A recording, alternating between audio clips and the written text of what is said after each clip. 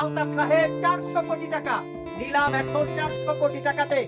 400 কোটি 1, 400 কোটি 2, 500 কোটি টাকা। আসসালামু আলাইকুম বন্ধুরা, কেমন আছেন? আজকের ভিডিওটি কথা বলবো গরিব ঘরে রাজপুত্র নাটকের 32 নাম্বার পর্ব কি হতে যাচ্ছে এবং আগামী পর্বটি কবে রিলিজ হবে এটাও বলে দেয়া হবে, তাই ভিডিওটি শেষ পর্যন্ত দেখবেন।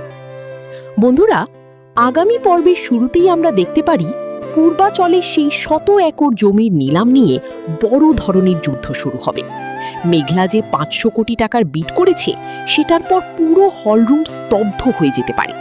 সবাই অবাক হয়ে যাবে, কারণ এত বড় অঙ্কের বিড কেউ কল্পনাও করেনি। অন্যদিকে অনিকও বুঝতে পারবে এই প্রজেক্টটা শুধু ব্যবসার জন্য না, বরং ভবিষ্যতের ক্ষমতার লড়াইয়ের জন্যও খুব গুরুত্বপূর্ণ। তাই সে শেষ মুহূর্ত পর্যন্ত লড়াই চালিয়ে যাবে। কিন্তু এখানেই আসছে বড় টুইস্ট।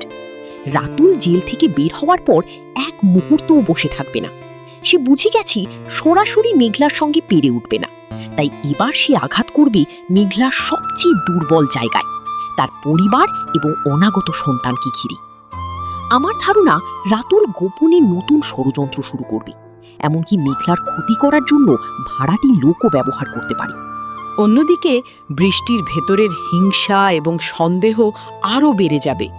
সে এখন পরিষ্কার বুঝতে পারছে অনিক যতই অস্বীকার করুক, মেঘলার প্রতি তার দুর্বলতা এখনও শেষ হয়ে যায়নি। আমরা দেখতে পারি বৃষ্টি এবার সাব্বিরকে ব্যবহার করে নতুন কোনো পরিকল্পনা করবে, কারণ সাব্বির চাকরি ছেড়ে দিয়েছে আর এর পেছনে নিশ্চয়ই বড় কোনো কারণ রয়েছে। বন্ধুরা, আরেকটি গুরুত্বপূর্ণ আপডেট, এই এপিসোডটি রিলিজ হবে আগামী 13ই জুন শনিবার দুপুর 12টায় কারুহিম অফিসিয়াল ইউটিউব চ্যানেলে। তাই 32 নাম্বার পর্বটা মিস করার কোনো সুযোগ নেই। তো বন্ধুরা, এখন সবচেয়ে বড় প্রশ্নগুলো হলো, নিলামের শেষ পর্যন্ত বিজয়ী কি হবে? রাতুল কি আবার নতুন কোনো ষড়যন্ত্রের জাল বুনবে?